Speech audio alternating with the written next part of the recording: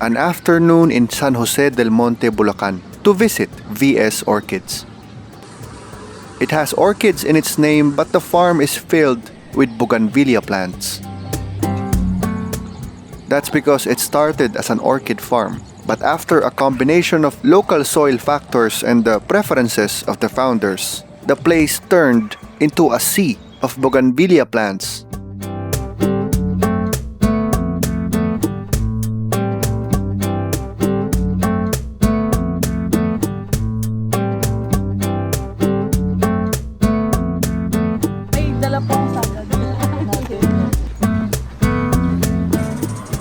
They also make and store wines in here, but it's not for business.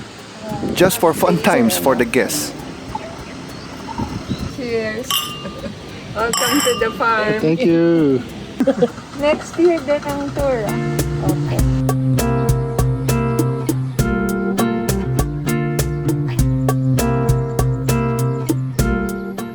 Because at the end of the day, a place filled with plants is ultimately a place for people and conversations. Thank you, VS Orchids.